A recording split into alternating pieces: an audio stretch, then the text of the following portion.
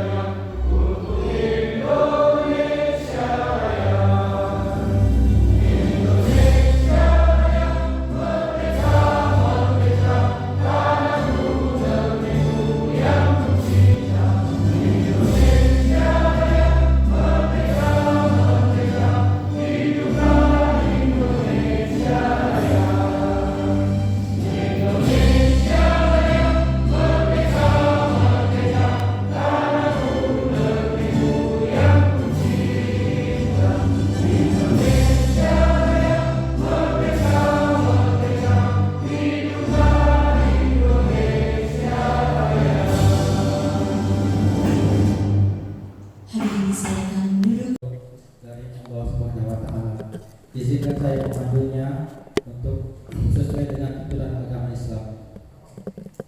A'udzubillahiminasyaitonirrajim. Bismillahirrahmanirrahim. Astagfirul anbiya wal mursalin wa ala alihi wa sahbihi ajma'in. Allahumma shalli ala sayyidina Muhammad wa ala ali sayyidina Muhammad.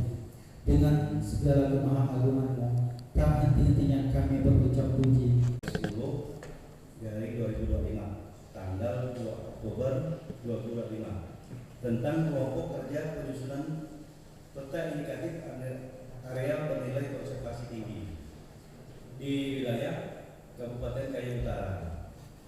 Kick-off meeting dan sosialisasi kegiatan yang kedua, meeting dan sosialisasi kumpulan data dan dokumen dari para wali data atau pemegang data tematik di tingkat kabupaten atau instansi vertikal. Yang ketiga, verifikasi lapangan dan validasi data yang dilakukan di beberapa kecamatan dan desa terpilih berdasarkan hasil analisis awal dan pertimbangan teknis, tetapi menjadi alat perencanaan yang penting untuk memastikan bahwa setiap langkah pembangunan tetap memperhatikan nilai-nilai konservasi baik dari aspek keanekaragaman hayati, fungsi ekosistem maupun nilai sosial budaya yang ada di masyarakat. Pemerintah Kabupaten Kayu Utara menyampaikan apresiasi dan terima kasih kepada Yayasan Propen Bos Indonesia atas dukungan dan Hidup kita. Maju ke depan, kita akan foto bersama terlebih dahulu. Jauh di tengah rimba, tapi kita gembira sebabnya kita bekerja untuk nusa dan bangsa. Banyak aktivitas kita di sini, antara lain mulai dari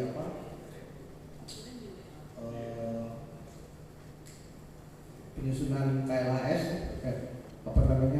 mendampingi memfasilitasi KLHS DTR-nya Kota Sukadana, kemudian ada fasilitasi juga RADKSB dan seterusnya. Nah, kemudian seluruh kabupaten liburan di Pontianak pas bulan puasa.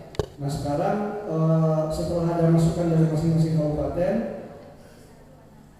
petanya direvisi, kemudian sekarang saya lihat dari Pokja sedang menyusun sudah masuk ke selanjutnya terkait untuk bagaimana teknis, karena saya sudah masuk bahasa teknis ya.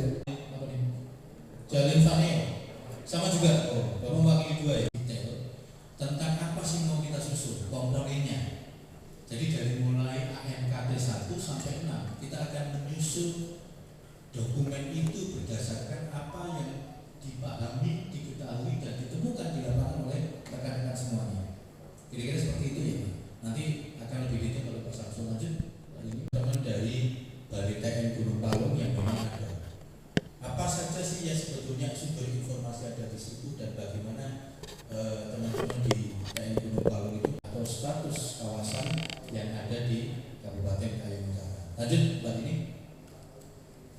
Oke, ini sebetulnya bagaimana pendekatan dari penyusunan ini kita mendorong pendekatan landscape. Jadi ini adalah bagaimana di dalam penyusunan kita juga masuk banyak sekali di beberapa daerah ini, di beberapa tempat. Lanjut. Rimba raya, indah permainan murni. Jadi ini di atas sendiri saya sudah beberapa kali ketemu dengan beliau. Ini adalah Pak Anto, Kepala Balai TN Gunung Palung. Kemudian yang sebelah kanan adalah Ibu Murla. Saya sudah beberapa kali ketemu dan menceritakan apa concernnya ini gitu. Dan beliau sangat respon. Kemudian yang di bawah itu misalkan keluarga gitu ya, itu menjadi sangat penting. Di Sukadana cukup banyak yang kita temui gitu ya. Dan ini masih ada sumber lain, informasi dari tim lain yang memang nanti akan kita compile, kita ramu dan kita satukan gitu. Kemudian juga termasuk adalah masyarakat adat dan sumber dari data-data yang ada. Kemudian kedua, pemahaman tentang IKT pada level landscape sangat penting untuk satu mengidentifikasi area prioritas. Pada perencanaan tata ruang wilayah kabupaten, ini kan kita ada variabel-variabel yang perlu didetailkan terkait dengan area-area rencana konservasi di luar KSA KPA Pak izin. Saya punya kebun, areanya APL, masih berhutan, ya kan? Di situ ternyata di kebun saya itu ada habitat orang hutan, sering bersarang, ada bekantan misalkan, gitu. Ditetapkan berdasarkan identifikasi, ditetapkan menjadi NKT, ya kan? Kemudian dari segi kehutanan ditetapkan konservasi, Pemda itu menetapkan area konservasi itu kewenangan Pemda juga, baik Pemda provinsi maupun Pemda kabupaten. Pada saat ditetapkan, ya enggak, saya nggak tahu, saya tidak bertanya nih, kalau misalnya ditetapkan oleh Pemda menjadi NKT, maka terus salah satu jalannya adalah melakukan identifikasi terkait indikasi ANKT yang ada di Kabupaten Kayong Utara. Itu ya, Mas. Jadi maksud saya adalah ini menjadi penting untuk pemahaman kita bahwa satu areal aset itu ternyata tumpang tindih juga Pak dengan keputusan itu Pak yang terkait dengan kawasan ekosistem esensial itu. Karena cagar biosfer itu kan ada zona inti, penyangga, transisi. Ya jadi nanti jangan sampai masyarakat itu bingung. Itu karena yang menyusun semua kriterianya dari teman-teman dari hutan itu masuk. Tempat kita bekerja, rimba raya.